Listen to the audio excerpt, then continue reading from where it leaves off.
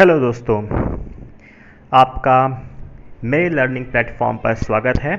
आज हम लोग पढ़ेंगे शेयर और डिविडेंड के बारे में। सबसे पहले जानते हैं कि ये शेयर होता क्या है। डिफिनीशन सामने आपकी लिखी हुई है कि ये एक यूनिट पार्ट, पहला वर्ड लिखा है यूनिट पार्ट, कि एक कंपनी की जो टोटल उसकी एसेट होती है या उसका टोटल जो वैल्यू होती है, उस वैल्यू का ये केवल एक हिस्सा होता है जो जनरल पब्लिक या कोई दूसरी कंपनी या फाइनेंशियल इंस्टीट्यूशन उसको खरीदते हैं।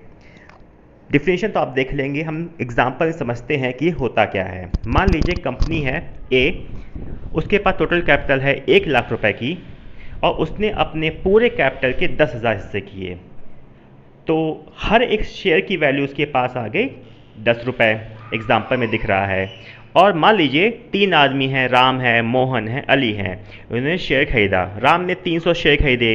अब एक शेयर था 10 रुपये का, तो राम को कितने रुपए के शेयर मिले? 300 इंटू 10 करेंगे तो 3,000 रुपये का। इसकी तरह मोहन और अली का भी आप टोटल अमाउंट ऑफ जो उन्होंने शेयर खरीदा है वो है 200 और 250, कितने रुपए का शेयर पड़ा उनको शेयर की वैल्यू से इंटू करके निकाल सकते हैं। आप निकालने की कोशिश करिएगा, ये बहुत ही आसानी से निकल सकता है। फिर हम लोग बात करते हैं टाइप्स ऑफ शेयर्स। दो तरह के शेयर होते हैं, इक्विटी और प्रेफरेंस। इनके बारे में ज़्यादा जानने की जरूरत नहीं है हमें।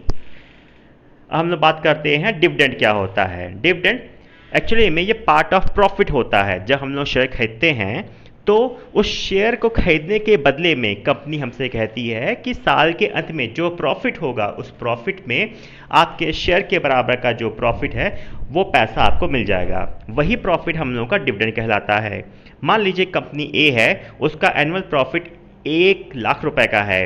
राम, मोहन, अली उन्होंने शेयर खरीदा है। जिसका पहला एग्जाम्पल हमने देखा था, राम ने 300 शेयर खरीदा है कुल 10,000 शेयर में से, तो उसका पार्ट ऑफ प्रॉफिट हुआ 3,000 रुपये। इस प्रकार मोहन ने 200 शेयर खरीदा है टोटल 10,000 शेयर में से, और उसको 1,00,000 रुपये में से मिलेगा 2,000 रुपये।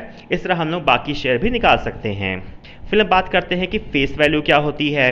किसी शेयर को जितने रुपए में कंपनी लॉन्च करती है, जैसे 10 रुपये, वो उसकी फेस वैल्यू हो जाती है, जबकि मार्केट वैल्यू वो वैल्यू होती है जिस वैल्यू पर बिकता है।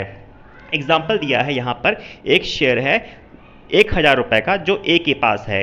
ए ने उसको बी को बेचा 1,200 रुपये में, तो 1,000 रुपये फेस वैल्यू हो जाएगी और 1,200 रुपये जो बी को पड़ा है शेयर वो हो जाएगा उसकी मार्केट वैल्यू।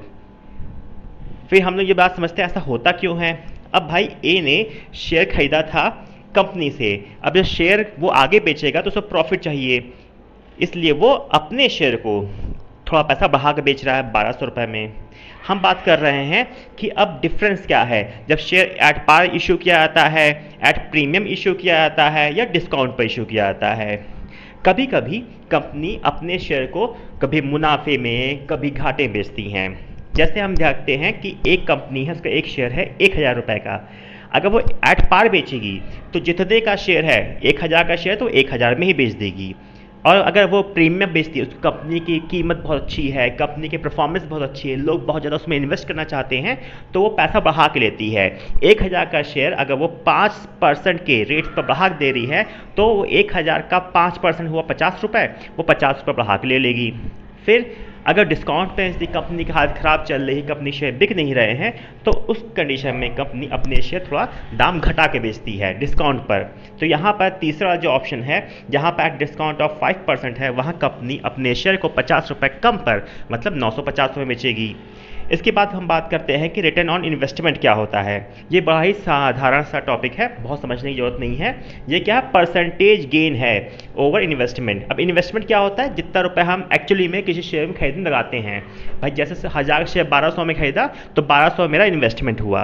अब यहाँ पर हम ये मान लें किसी आदमी है, उसके पास 10 शेयर हैं और टोटल उसका इन्वेस्टमेंट कितना है, भाई 1,000 रुपये का उसने खरीदा प्रीमियम में देकर, तो ना, तो कितना हो गया उसका इन्वेस्टमेट हो गया, मान लीजिए, हाँ उसका इन्वेस्टमेंट अब उसका कितना हो गया 10,000 रुपये। 10 का शेयर था, 1,000 शेयर खरीदा उसने, 1,000 रुपये के हिसाब से 10 शेयर में कितना 10,000 रुपये खर्च किया उसने। ठीक है, अब आप डिविडेंड कैसे निकालेंगे। भैया मान लीजिए कि कंपनी कह रही है कि भाई एक शेयर पर हम 100 रुपये देंगे प्रॉफिट का, तो साल भर में उसने 10 शेयर पर 1,000 रुपये कमाया, तो रिटर्न ऑन इन्वेस्टमेंट क्या हो जाएगा, 1,000 बचे 10,000 इंटू 100, कितना आ जाएगा 10%, है ना।